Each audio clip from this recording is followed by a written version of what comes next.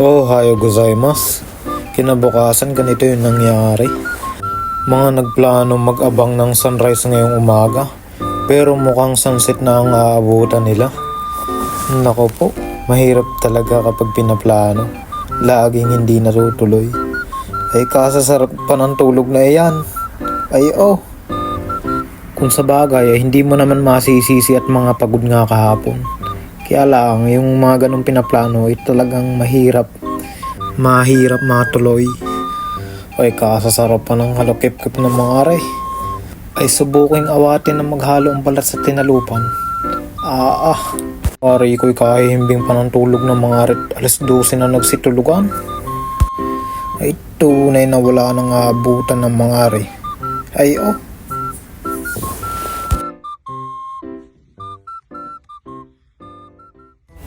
Ay di pagkagising ay kumain lang at nagpunta na din sa dagat. Wala nang sunrise na naabutan. Tirik na ang araw. Ano pang aabutang sunrise ng mga yan? Ay sauce kainaman. Pero wagkat kami palis na dapat. Kaso itong lalaking nakasombrerong ito ay biglang nagayang magdagat. Ay kainam naman ang iyong naisip. At kami nakaligo na't gayak na saka ka pa nag-aya magdagat. Napakaangas naman talaga. Pero dahil walang iwanan, ikaw ay aming sasamahan. Papapa-side step pa nga si Kuya Rebo sa part na iyong, habang si Kuya Jun naman ay langwin na.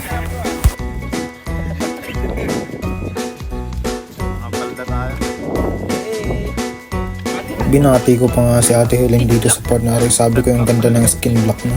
Yung palay sunblock. Mali na naman ako. Kung sa bagay, maganda rin itong makapagdagat. Tagal ko na rin hindi nakaligo sa dagat. 2020 pa. Ito nga palang lugar na ito ay Sagara. Pagmula doon sa church na tinuloy namin, tatawid ng kalsada, kaunting lakad, tapos dagat na. Ay ano gayon at nagkakabuhatan agad. Sana all may binubuhat. Bago pagdating din yung mga ayaw pa atang magsipagligo. Nagpapakiramdaman pa kung sinong mauuna. At tuong kay lamig naman talaga. Maaraw na din pero malamig pa ang tubig. Pero si Brother Janel ay nauna na. Kung ayaw sumama, iwan pati pamilya. Joke lang. Pero nagsipagligo na rin itong mga to lahat. Kasama na ako dyan. Kasi hinila ba naman ako ni Kuya Rebo? Wala na magagawa. Hindi kahit nilalamig napasugbo na rin. Kung anong tuwa namin din siya namang inis na rin namimingwit at nabubulabog daw yung mga isda. Wala daw siyang mahuli. Hindi kami nagdahan-dahan na sa paglalangoy. Tapos sa part na to, flex lang natin ang kaunti itong dagat. Sa mga nagplano dyan na mag-outing, please lang, kulayan nyo na yan. Dagat is waving. Tapos lakad pa ako ng lakad din sa bandang una. May nagpipicture pala din, hindi ko naman agad napansin. Sige lang minasang, enjoy na natin yan.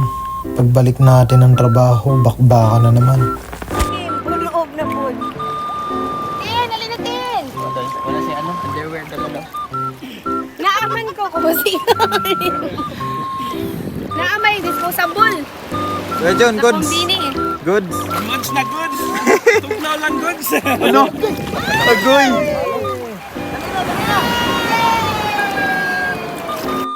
Pagbalik sa church, ganito yung mga sumunod na nangyari. Kanya-kanyang banlaw na kasi hindi naman kasya lahat dun sa bathroom sa taas. Paano maligo dito sa Japan? Okay! Gaano maligo sa Japan? Ganito. Ganito maligo ang mga hapon sa Japan. Kinahalang ng mata. Pagkatapos makapagayak ng lahat, eto na, uwi na. Pero bago pala kami uwi, may mga dadaanan pa kami mga pasyalan.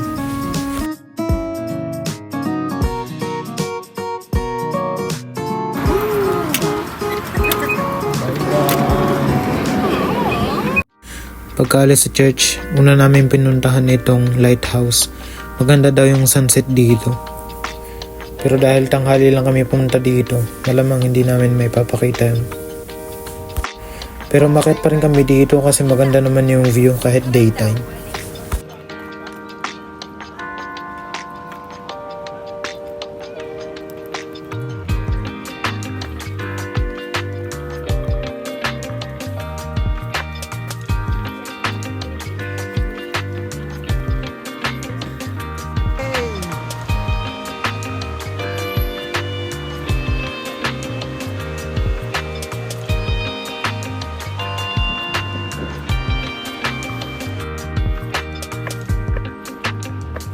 Pa-summer na rin dito sa Japan kaya manaramdaman mo na rin talaga yung init.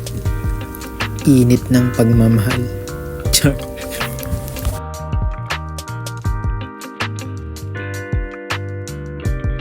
Tapos pag akyat mo dito sa taas, may malit na tindahan dito. Nagtitinda sila dito ng iba't ibang uri ng mga shells, souvenir or something na pang display sa bahay.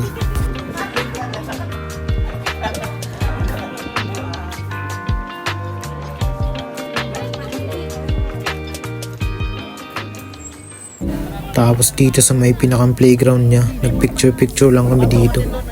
Sayang naman kasi yung tower na background. Tapos nagpa-picture din pala kami sa mga teenager na naririto. Since mababait naman sila at sayang rin yung mga outfit nila.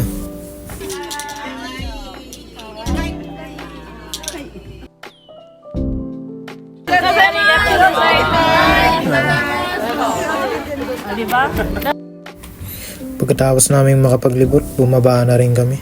Since mainit na rin talaga. Down next naming pupuntahin is yung Dobotsuin ng Hamamatsu bago kami umuwi.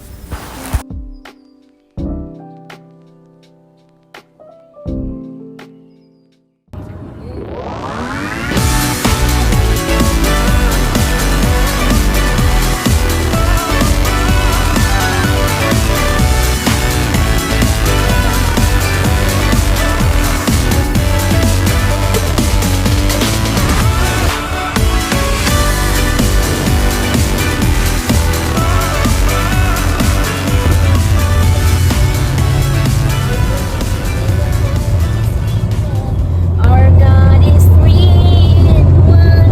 I believe in the rest. Wait a minute. Who are you? Rise again,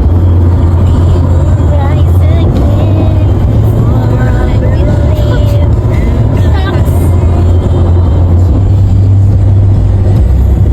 Malapit na nga kami sa Dobotsuin ng Hamamatsu nang bigla kami mag-crave sa McDo. Hindi pa rin kasi kami nagla-lunch. Kaya ito, McDo check, drive-thru malala. Craving satisfied ba ate? Happy tummy. Tamang-tama nga yung kinain namin dahil pagdating dito is tuloy-tuloy na yung aming pamamasyal.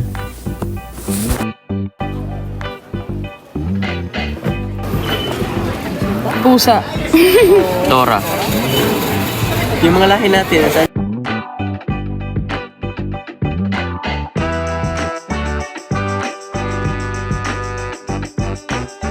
So ayun nga, tuloy-tuloy lang yung paglalakad namin dito. Hanggang sa mapansin ko yung kabayo na malungkot. Kasi sana all may kahawak kamay. Ano ba naman yan mga master? Kahapon pa yan ah. Hintayin nyo lang yun sa akin. Tapos dito may nakita akong lamp pero hindi yan yung nag-aalis ng mga kasalanan kasi siya nga mismo marumi. Sa kabilang side naman may mga kangaroo na nagsasunbathing.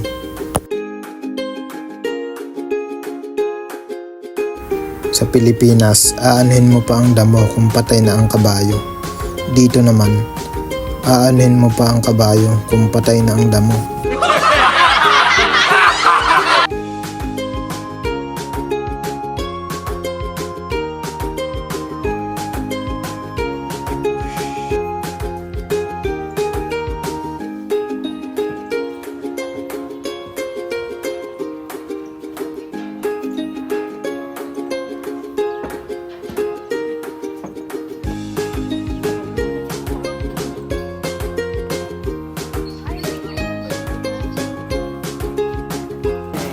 So here, this is our aviary.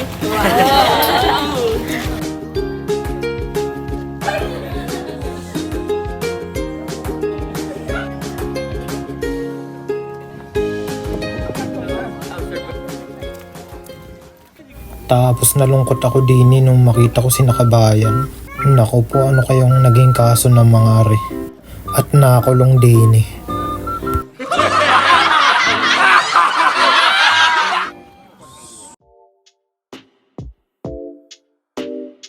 Pero sa totoo lang, ako'y naaawa rin talaga sa mga animals dito.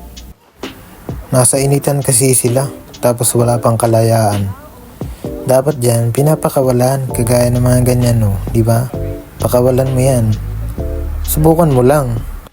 Talagang ibang-iba ka niyan pag pinakawalan mo yan. Oh? Sa laki niyan, pag ikay nilapa niyan eh. Talagang iwan ko na lang.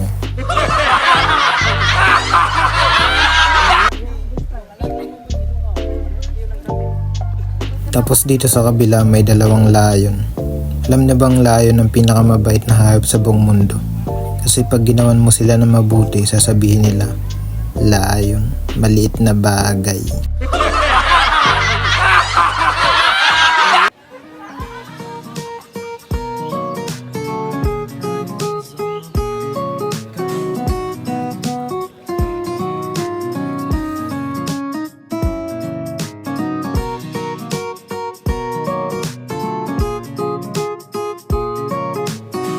Tapos dito may dalawang capybara. Para pala tong mix ng daga at kuneho. Ngayon lang kasi ako nakakita ng ganito.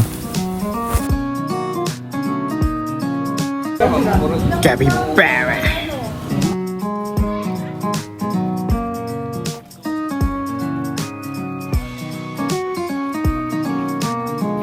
Tapos nakita ko rin dito yung pinakapaborito kong hayop sa buong mundo. Yung mongoose. Paborito ko siya kasi bukod sa honey badger, siya lang yung kayang pumalag sa cobra. Immune kasi sila sa mga kamandag ng ahas.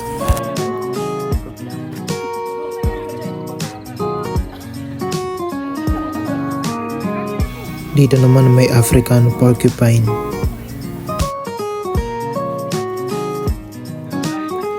Tapos nalimutan ko kung anong tawag dito. Kamukha niya yung bagong hero sa ML, si Chip.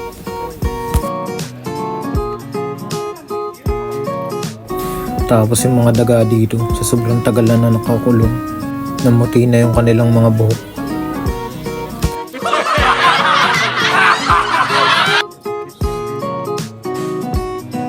Isa na, sas na. Gising na. Sas na kaya sumisip. Ay, may toilet! Tapos nung makita ko to, naalala ko yung giraffe na naliligo sa dagat. Sabi ng giraffe doon sa oso at leon, mababaw lang to, promise, hanggang leeg lang. Sabi naman ng bibi, oo nga, mababaw lang, hanggang dibdib lang.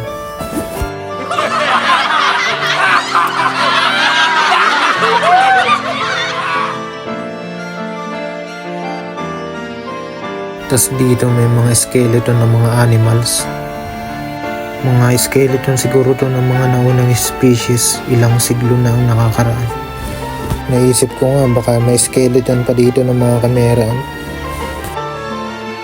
Tapos dito si kabayan pa na yung kain, hindi naman namimigay.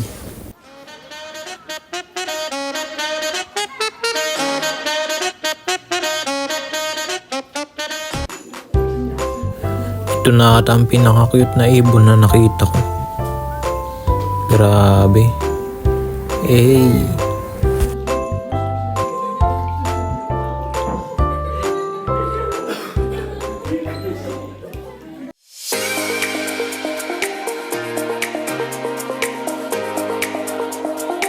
Palagay ko si Chip talaga yung nakita namin doon kanina. Kasi andito rin si Parsa.